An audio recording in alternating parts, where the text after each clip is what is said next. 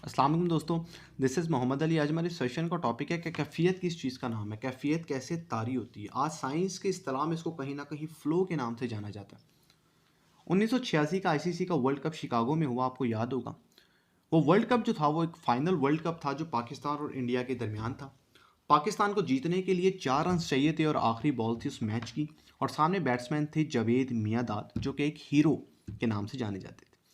जब वो आखिरी बॉल कराई गई तो जावेद मियांदाद ने आखिरी बॉल पे छक्का उड़ाया और पाकिस्तान को वर्ल्ड कप जितवा दिया।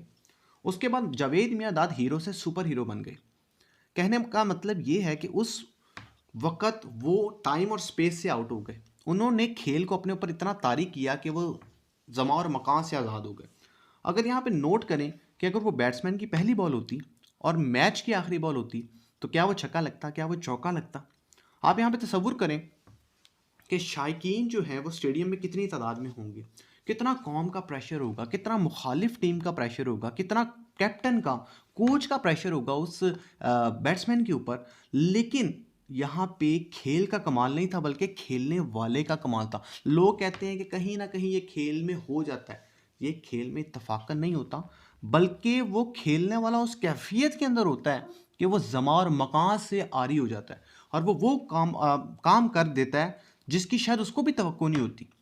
यहाँ पे कहने का मतलब ये है कि कैफियत वो अपने ऊपर तारी कर लेता है। अगर आप ज़िंदगी में कोई गैर मामूली काम करना चाहते हैं, गैर मामूली नताइज हासिल करना चाहते हैं, आप किसी काम में कामयाब होना चाहते हैं, आप क्रिएटिविटी पैदा करना चाहते हैं, आप क्रिएटिव होना चाहते हैं, तो आपको इस कैफियत में डूबना पड़ता है जिसका नाम फ़्लो है।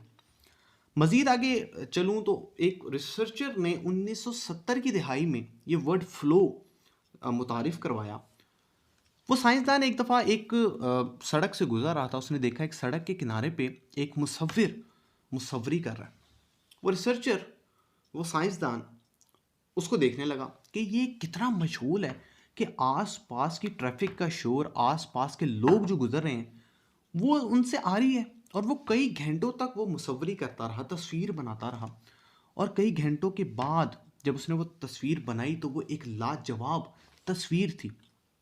उन्होंने इसके ऊपर मजीद रिसर्च शुरू की तो उन्होंने कहा कि ये और भी प्रोफेशंस के अंदर कैफियत तारी होती है। मिसाल के तौर पे राइटर के अंदर, सिंगर्स के अंदर, कि जब वो उस कैफियत में डूबते हैं और वो काम करते हैं तो वो काम उनका लाजवाब होता है।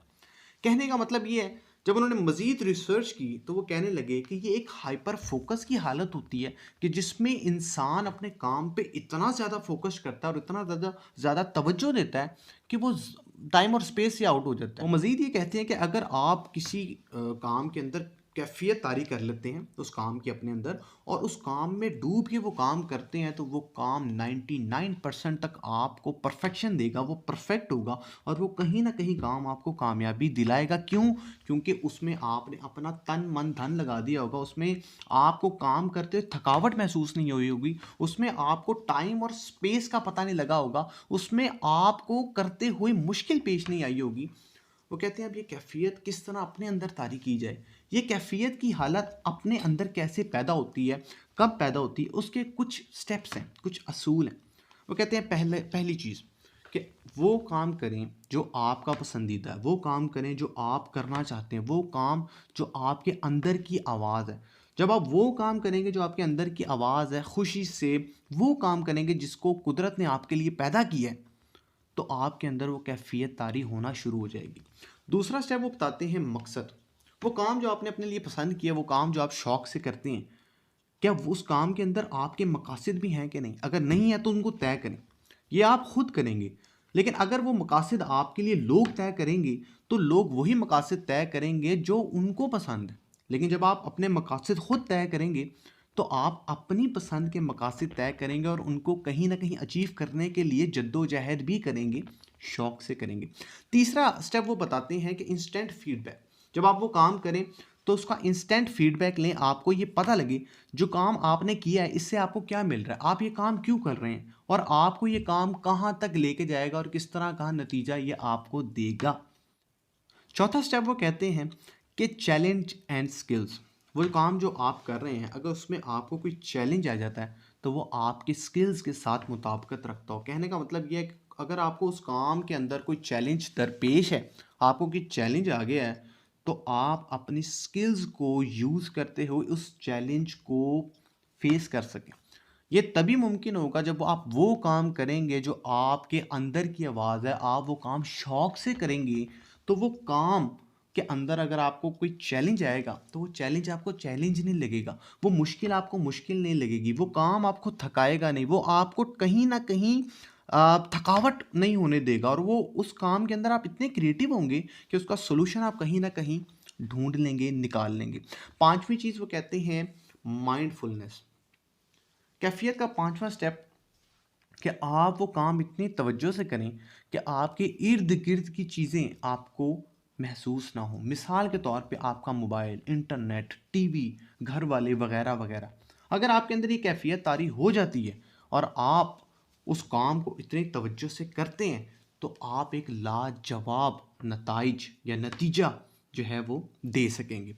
अगर मैं इस्लामिक पॉइंट ऑफ व्यू से बात करूँ, तो ये कैफ़ियत आप सल्लल्लाहु अलैहि वसल्लम का फ़रमान है कि नमाज ऐसे पढ़ो कि जैसे तुम अल्लाह को देख रहे हो, जिसका मफ़हूम है।